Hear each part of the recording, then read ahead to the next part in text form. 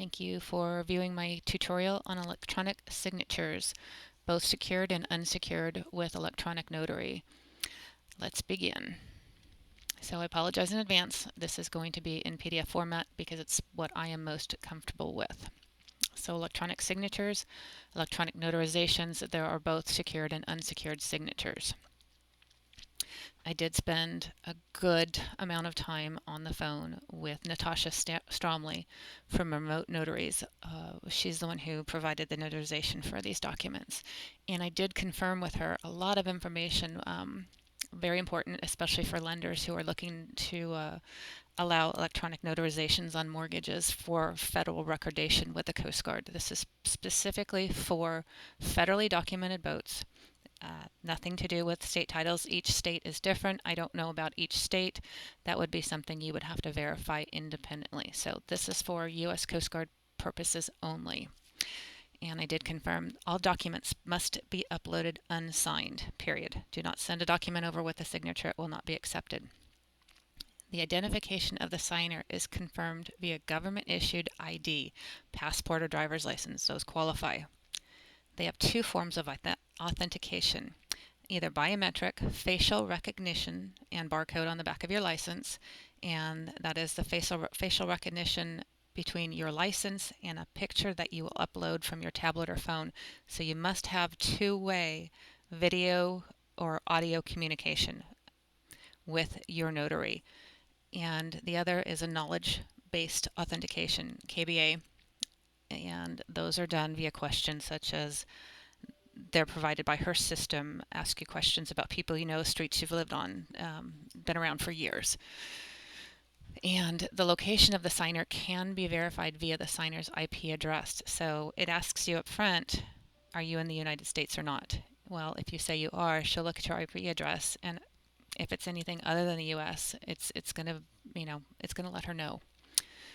And the name of the signer, this is really important. The name of the signer must match the government-issued ID. In other words, if your driver's license or passport has your middle name on it, your signature line must have the exact same name on it. So, very important, lenders. I get how sometimes it appears on, tax returns, whatever.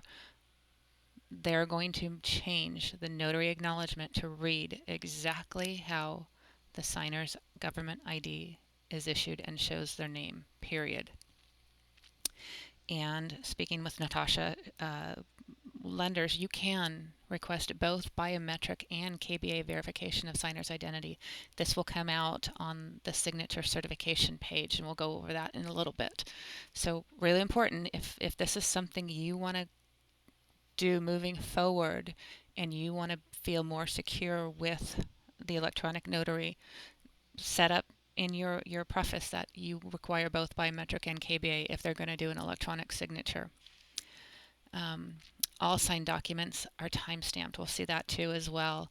Really important. This is something that's included on every notary acknowledgement. It's got the time and date stamp.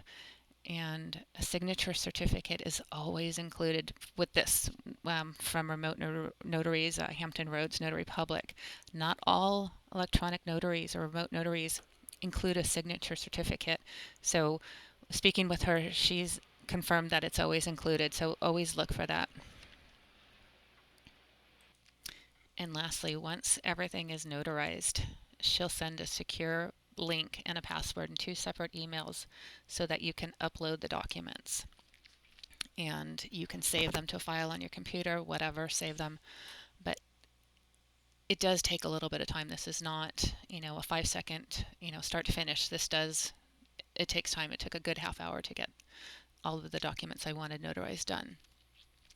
So moving on. This is an unsecured font-based signature. This is just a regular document that did not need notarization. And for Coast Guard purposes, this unsecured font-based signature, this right here, is never allowed. Period.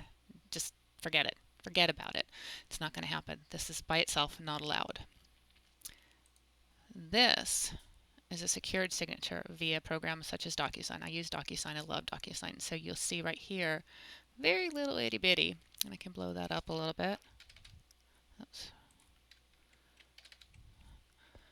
down here you'll see the signature ID, the DocuSign envelope ID that will match. Those two numbers actually match. And that on a font-based signature, oops, sorry about that. If you're going to use a program, this is a secure signature, absolutely 100% acceptable for the Coast Guard. This right here, this notarized bill of sale, and again, names and addresses are changed to protect the people who don't exist here. This is an unsecured font-based signature. By itself, it is not acceptable. So right here, even though this is notarized, it has the time and date stamp down here. Sorry. This by itself is not acceptable. Moving forward, she included this is a signature certificate. The signature certificate validates an unsecured signature and is required for all unsecured signatures that are being notarized. So here she put my name, consent accepted, all this. She gave me, she puts in her signature certificate a copy of the bill of sale as well as the certificate information. So this is what makes that acceptable. That's what makes this unsecured font-based signature acceptable. And moving on here, this is an embedded signature and is acceptable as it is and does not require a signature certificate. So this by itself, I signed here. She embedded my signature. I signed on the screen. She shared her screen with me. I signed. She put her notary stamp on it, time and date here. Her notary signature, commission expires, all the standard notary requirements. So this by itself does not need a signature certificate if it's signed in an embedded format just like that. This was done via, it's called a live signature, and you can do this on your phone, your iPad, or your tablet, whatever. This is called a live signature and is acceptable and does not require a signature certificate either. So again, she notarized it. She puts the notarial act was performed via remote notarization, time and date stamp down here, and using two-way authentication. So, oops, let me move down a little bit. So that is, those are the forms of the different types of notary acknowledgments, notary signatures embedded, live, and font-based, and secure, such as DocuSign. I hope this was helpful. Moving forward, if you have any questions, please do not hesitate to give me a call. I am available best via email anytime. Just shoot me a question and I hope to be able to answer it for you.